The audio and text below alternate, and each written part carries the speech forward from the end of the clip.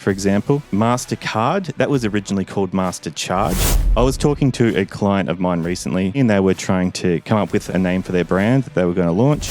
I'll draw your attention to what are called phonemes, which is basically the smallest individual unit of sound. Now we're up to, I think, my favourite part of this whole process, and that's I always encourage people to look at the potential spillage of the asset. The most cost-effective distinctive asset ever, or that I know of, is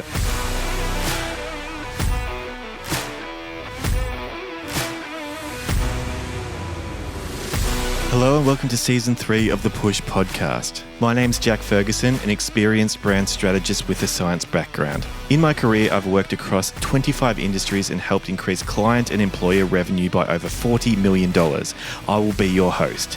This season of the podcast is essential listening for marketers looking to better sell their strategies to stakeholders, get client buy-in, and keep internal teams engaged. Thanks for being here, and don't forget to subscribe on whatever platform you're listening on. Hello and welcome to Season 3, Episode 69 of the Push podcast. I appreciate you tuning in. In the last two episodes of this podcast, I've looked at both brand diagnostics and strategic outputs of a brand strategy, as well as scenario modeling. Now the rubber's going to hit the road, and I'm going to talk about brand assets in this episode, how to inform their creation, what's going to generate the best outcome for you. So to begin, I'm going to talk about brand asset hierarchy, which just more or less means that some assets are more important than others. To explain this, or to give you an idea of what I mean, I'll start with what is the most important brand asset, which many people would say is the logo or the main visual code. So the main visual code being, say, the McDonald's M or the Qantas kangaroo.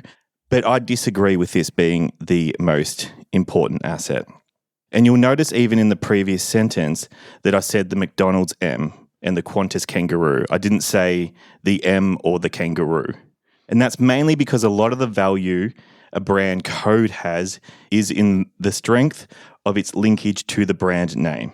If you see an image of a wombat on the side of a truck, great, it's a wombat, but it doesn't link to a brand name. It's just a wombat. And you need to know the brand name to buy from a brand, typically. So as far as the most important brand asset goes, that is the brand name. And we want to build everything else out around that from there. Like with a lot of the brand work I do talk about, you want to do this work with the next brand refresh in mind. And that's the same when we're talking about brand asset development or curation. An asset or your assets need to get you from now until then.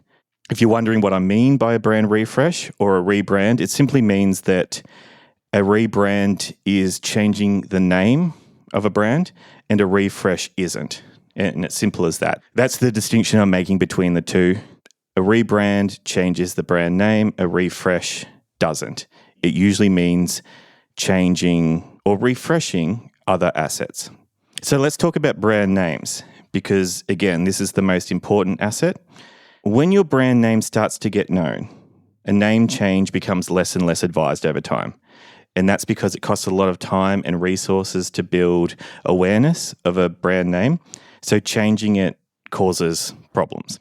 Sometimes it's okay. And an example of that is when there's a merger. So I worked for Odesk when that company merged with Elance back in the day. And for a while, the company then became Elance and Odesk once they'd merged, and then they rebranded to Upwork. Being there, I saw the enormous hit that the brand took as far as equity and awareness went. But if two brands are merged, you have to do something with the names. So you can't really avoid it in that case. The other time that a rebrand is okay is if you are not very well known. You may not know that Tinder was once upon a time called Matchbox. And I'm going to reference TechCrunch here, but basically their story is that IAC was the holding company that sponsored something called Hatch Labs, where Tinder, or at the time Matchbox, was born. But the name Matchbox was too close to Match.com, which was another brand name in their portfolio.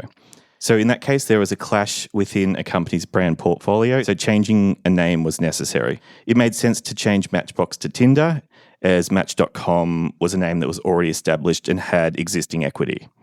So that name change was forced from above or from a investor or parent company.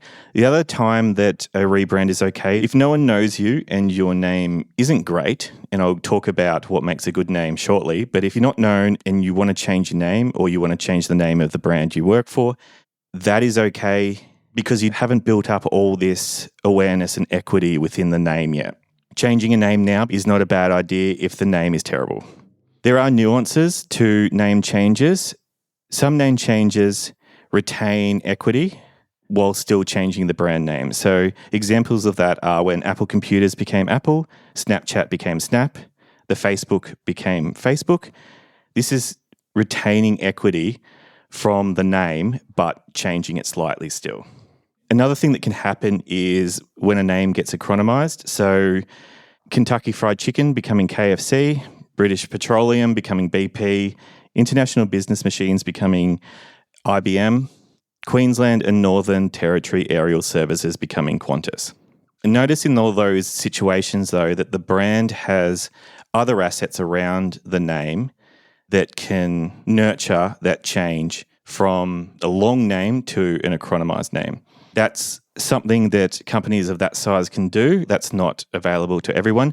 Then there are other iterations. So Federal Express becoming FedEx, for example. MasterCard, that was originally called MasterCharge. The Commonwealth Bank of Australia is now CommBank as the brand name.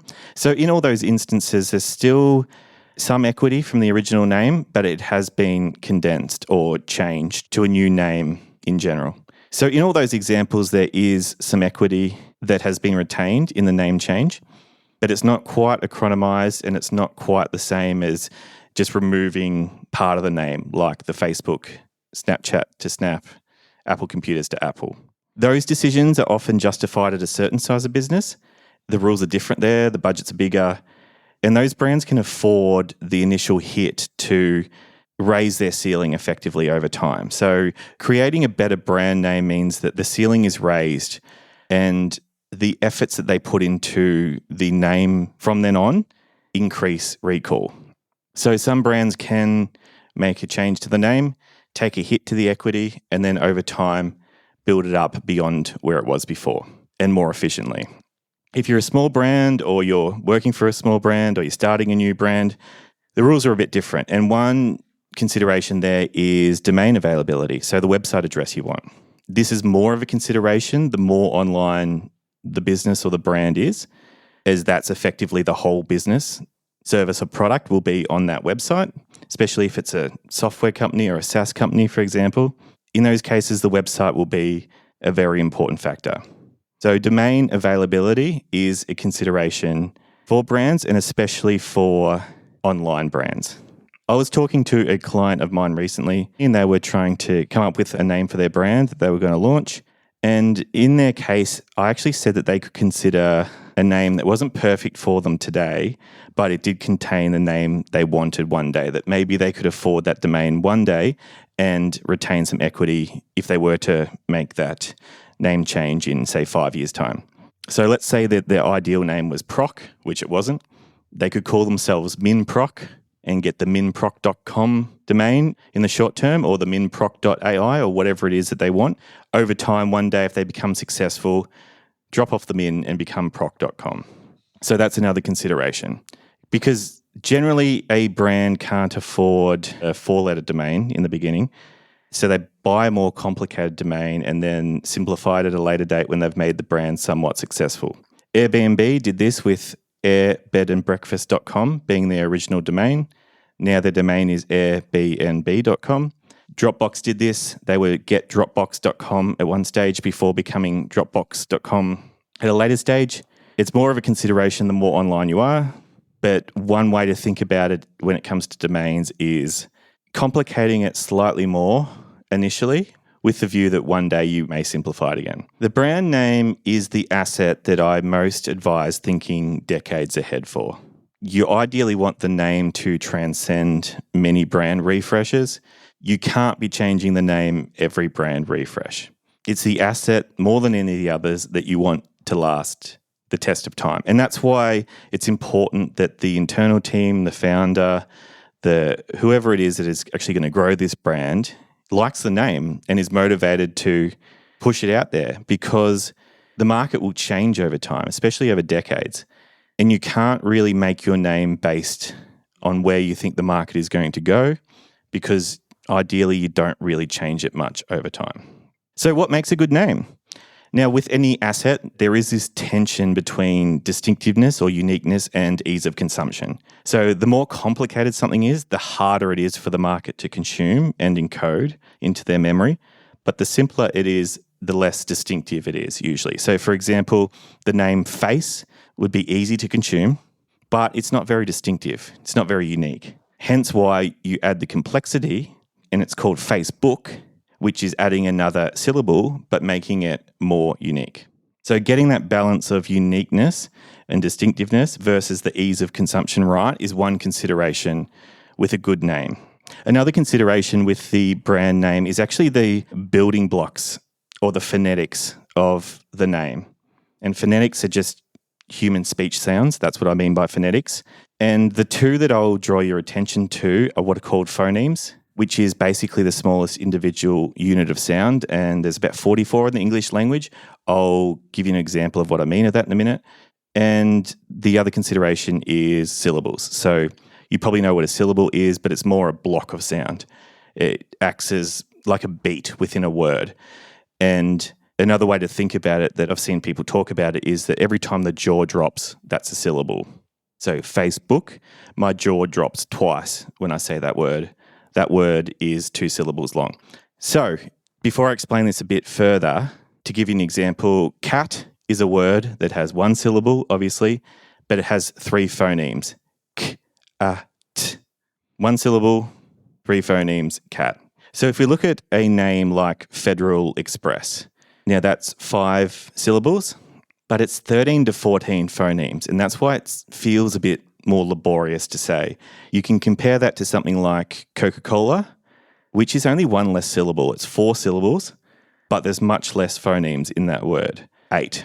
So one thing to look for, if your brand name or the name that someone's come up with sounds really heavy or it feels laborious to say or it just feels a bit complicated, instead of just looking at syllables, you can look at phonemes. And that's also a way to explain it to someone else. If someone else needs to understand why you are opposed to something, measure the phonemes instead of the syllables.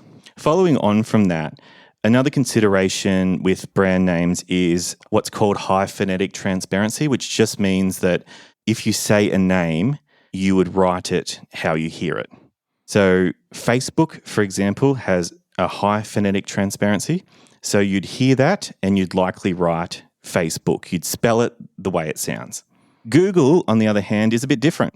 It's not quite as phonetically transparent. You'd probably spell the goo the same way, so G-O-O. But as far as the second part of the word, ghoul, that could be girl, so G-I-R-L, gull, G-U-L-L, ghoul as in G-H-O-U-L, like a ghost. The fact that you can hear the second syllable and there's potentially different spelling of it reduces the phonetic transparency. Phonetic transparency is useful for when you're getting referred. So if someone says, oh, go check out Google or go check out this brand, you want that person to A, remember it, but then be actually able to type it in or find it when they do go to look for it. It's a consideration because, again, it doesn't mean that you're destined to fail if you have a brand name with low phonetic transparency. We could look at Hyundai, we could look at IKEA, quite poor phonetic transparency. So if someone said IKEA, you might hear that and spell that E-Y-E-K-E-Y-A, which is quite different to how it is spelled, I-K-E-A. Interestingly, those two brands aren't really online brands per se, or certainly not solely online brands. But hey, they've done all right. So it's not the only consideration, it's just a consideration. I have hinted at this just before, but the internal buy-in for the name is so important. The team who are promoting this brand need to promote this for a long period of time. They're the ones who are going to be promoting it every day. That's why there should be less focus on market diagnostics when informing the brand name and more focus on internal team diagnostics, that type of thing. The market will change over time, especially over decades. Ideally, the name doesn't change much, or it has small changes that I've spoken about before. Another consideration is the descriptiveness of the name and the likability. So especially when it comes to the descriptiveness, what's important is not to give the wrong idea. And I'll give a couple of examples where this happens. There's a brand called Skyslope, and you might hear that, and that sounds like a ski resort, but it's actually real estate software. It's okay once people already know what the brand is and what it does, but it does make it harder initially if you give them a bum steer with the name. Airtable would be another one. Not great. Sounds like an airline, but it's actually workflow software. So ideally, when it comes to descriptiveness, you don't want to give the wrong idea, which leaves neutrality effectively or being descriptive of what your brand actually does. And there is a trade-off between the two. So you can go descriptive in the direction of what your brand actually does. For example, Toys R Us would be a brand like that. You hear the brand and that's exactly what they do. They sell toys. More neutral names would be Google or Uber. And with the more neutral names, it's a bit harder in the beginning initially because someone hears it and they don't know what you do. But it is easier to own over the long term and make that word effectively yours. If there is descriptiveness embedded in the name already, it's easier initially when someone comes into contact with it, but it does also box you in somewhat over the long term. And then there's the likability or feel of a name. So I'm sure someone has made the argument that Lamborghini should call themselves Lambo. That's a word the market uses. That's the brand name compressed. That's reducing the syllables. That's reducing the phonemes. There's some equity you'd retain with the change. But I'm sure hearing this idea, you'd instinctively know that it is a bad idea. It's not likable. It's not representative. Lamborghini are very much a premium brand. If they called themselves Lambo, it would be very weird. So I thought I'd look at my own brand name, The Push, the podcast you're listening to right now. This name has high phonetic transparency, sure. You'll hear it, you'll probably get the spelling right when you put it into a search engine or write it down or whatever you do with it. But the uniqueness of it is pretty poor. The name is very generic, and there are actually a lot of podcasts called The Push, let alone it being a phrase that's used all over the place in all sorts of environments. The fact that it's only 2 syllables and 5 phonemes is good, but it is a case here where maybe another syllable, maybe another couple, 2 to 3 phonemes actually might be necessary to make it a little bit more complex so it can be unique. And just as an aside, if you are looking at a brand name, if your company is wanting to create a sub-brand and creating a new name, an underrated channel to get an idea of what people think about it is just asking people. So you could have your brand name and you could just ask people, when you hear this word, which is your brand name, what do you think? Now they might say, oh, that sounds a bit like this word, which means this. Or they might say, oh, I haven't heard that word before. You can ask things after that like, well, what do you think it means? Sometimes they know. Sometimes they have a guess, sometimes they don't. So if they don't have a guess and don't know what it means, it kind of gives the indication you've got a blank slate with that name. The more people you ask, the more you can test for that.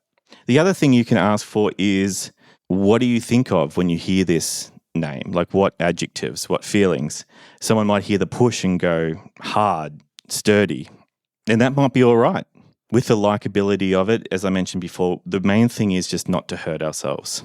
If someone said unsophisticated, lowbrow, these type of things, the alarm bells would start ringing for me in that case. If you just wanted to start there.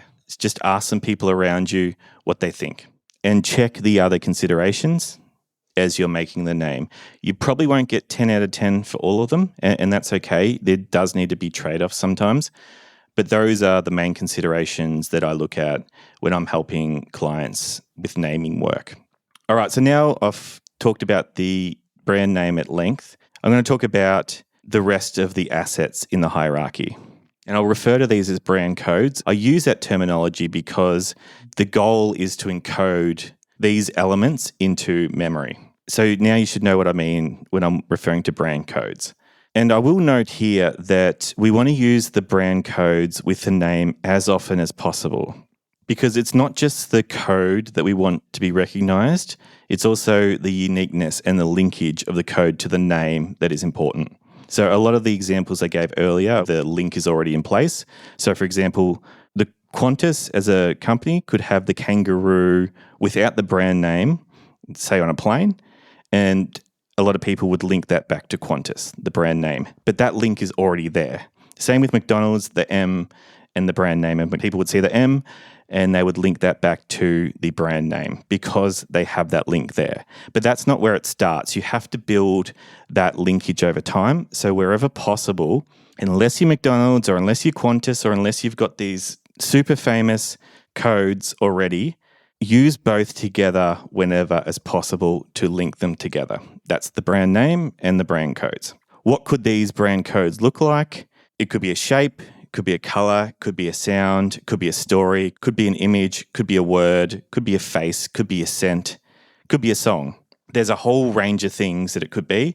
If it's an identifier of your brand, if it is unique and links back to your brand, then it's a code. It's also worth noting that the more recognized or distinctive the asset or code is, the less freedom you will have to change it over time. You don't want to change it over time because, you could, but I wouldn't change it over time because you'd be wiping all the memories and all the associations that you've built with the market and the code when you change it, especially if you change it dramatically. Now, if we looked at the Qantas brand code, which I know I flogged to death in this episode, but if we look at the kangaroo, it's been around for about 90 years or a bit more. It's had about 5 iterations since then, but it has mostly stayed the same. Like it's just been refreshed and updated. It hasn't been radically changed per se. So a refresh, yes, you can freshen it up, make it look a little bit sleeker or more in line with where the brand is going and what the market expects at that time. But to completely change it flushes the equity you've built in that asset down the drain. Now we're up to, I think, my favorite part of this whole process, and that's to say that you shouldn't be afraid to identify distinctiveness within your brand rather than develop it. So we shouldn't be romantic about what the distinctiveness of our brand is. If there is distinctiveness in it already, it's better to identify that and then leverage it, capitalize on it, express it better over time. And that's because if it is distinctive now, then the market has effectively given the feedback that it is unique. And there's already existing equity in it. You don't have to start again. You don't have to start from scratch. There's already equity there. You probably should just capitalize on it more. So a couple of examples of identifying distinctiveness in a brand. Well, my favorite example is the scent of Play-Doh. So I don't believe they intended to create a distinctive scent. It was a side effect of creating the product. Now, they may have refreshed it over time, but that would be an example of identifying rather than creating. The same with the sound of a Magnum Crunch. So that's just in the last few years. Again, I believe that Magnum didn't set out to make the crunch of their product sound distinctive or give ASMR qualities, but they did identify it when people talked about it. And they have since capitalized on it. That's what I mean about identifying rather than creating necessarily. Because another thing you've got to consider is how easy it is to make this asset or this code that we're talking about distinctive. Because if you're going to create an asset that is distinctive, that's one part of it, but then you actually have to imprint that onto the market. So then you have to promote it and make sure that the market knows that. And that costs money, time, all that type of thing. If you are a smaller brand, you're going to have less firepower to do that than a larger brand will have. So it's certainly a consideration there. And that's why I'm really big on identifying rather than creating, if possible. The other thing is what assets you focus on making distinctive, because if we look at a visual brand code like the Qantas kangaroo, every brand is probably going to have one of those. So you are effectively competing with every other brand.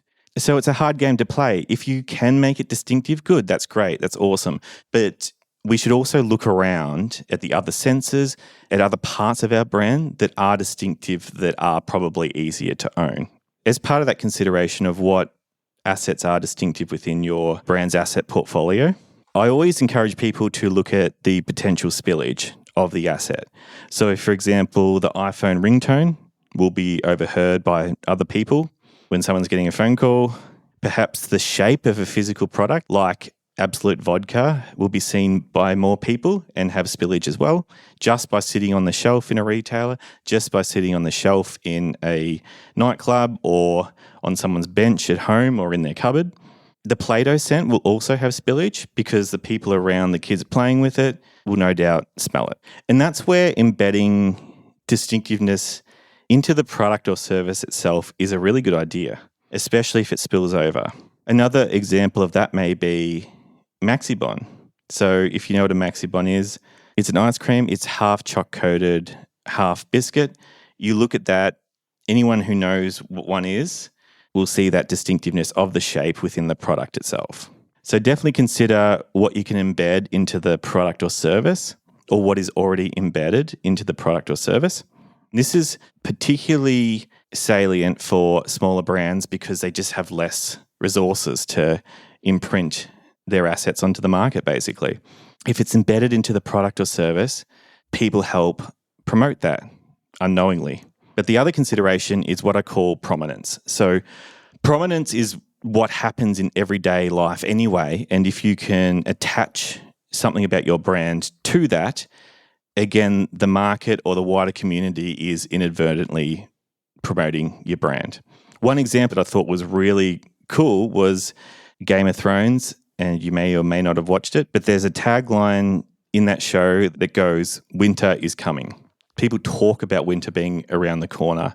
If there's a brand attached to that, the person on the other end of hearing about winter, for example, may go, "Oh yeah, I better watch that tonight." It's just another way that your brand continues to get brought up in the mind of people without you actually having to pay or put extra resources into that promotion.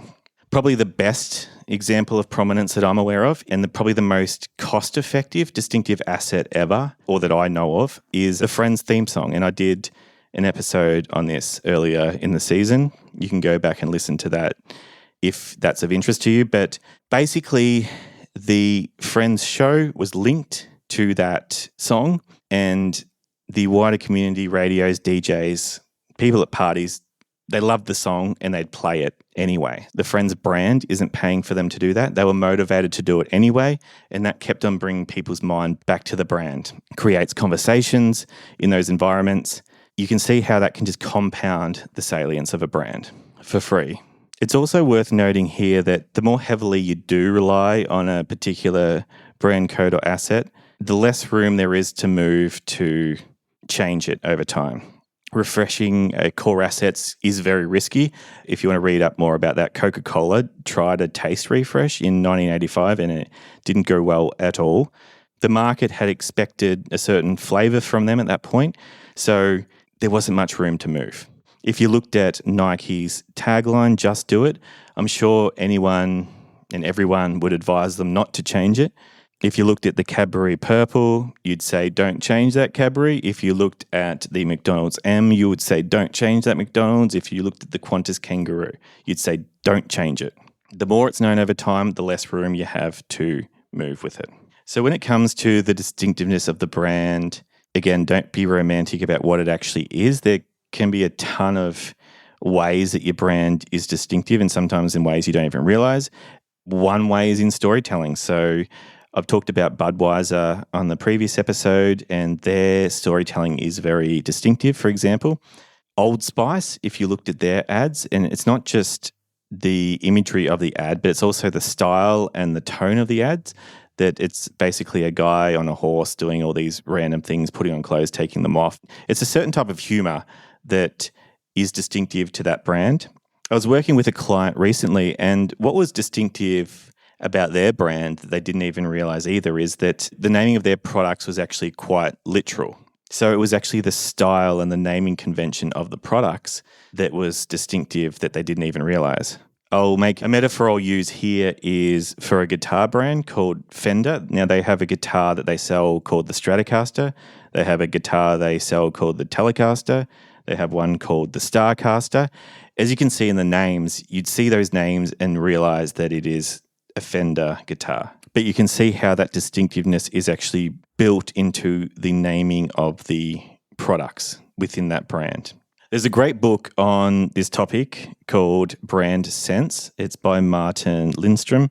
And he talks about this idea of smashing a brand, which just basically means that the individual components within a brand are so distinctive that if you separate them or smash them, they still stand on their own 2 feet as unique. So one example of that he gives is when Coca-Cola designed a bottle where if the bottle was dropped and smashed, it would still be recognizable in pieces on the ground. He poses questions in this book, which I thought were really great, which is that you can still recognize an Apple computer if the word Apple is missing or you can't see any other identifiers of the brand, just the product. He talked about the navigation on a mobile phone that he had at the time that was so distinctive that he could change the language on it and he could still navigate to where he needed to be because the navigation was so distinctive. You could look at tall and skinny energy cans like Red Bulls and whatnot. Now that represents the energy drink category in general, but that was a distinctive shape at the time. If you hear iMac, iPhone, iPad, you know it's Apple. So an I at the start of a product, you know it's Apple. McDonald's products, chicken, McFish, or I can't remember the products, but anything with that Mick at the front, you know that's a McDonald's product. I remember a brand that had retail outlets that I was helping quite some time ago. They worked in the jewelry space, and a lot of retail stores are quite closed off to the passers-by. In the jewelry category in particular, there's often an armed guard at the door. But this brand did something completely different and had the opening of their store just totally open. It was very welcoming. There was no guard at the door. That was a distinctive play when it came to welcoming people into the store. Louis Vuitton are a brand that don't give warranties. But then when you go there and you end up not having to pay for the repair, no doubt they did that just for you. Another example would be there was a restaurant chain called Karen's. I'm not sure if they're still open, but they were basically rude to customers who came in, and that was a very distinctive service. There's traditions that can be distinctive. In James Bond films, there's a saying, shaken, not stirred. In an RSL club, everyone knows to stand up at 6 p.m. to listen to the ode. These are all ways we can think about distinctiveness without getting romantic about what it is. And again, different modalities or mediums may be easier to capitalize on distinctiveness for. A quick note here on if you're trying to identify distinctiveness in the first place, customers often recognize the distinctiveness of something, but they can't necessarily identify it. So you've got to kind of read between the lines to find the distinctiveness in the first place, then put it to people to see if they link that back to your brand or the brand you're working for. I hope that helps. Thank you for listening in, and I will be in your ears again shortly. Thanks for listening to this episode of the Push Podcast. Please remember to subscribe, and if you are enjoying the episodes, please leave a review of the podcast on your platform of choice. It really helps to build the podcast credibility and to help others find this type of information.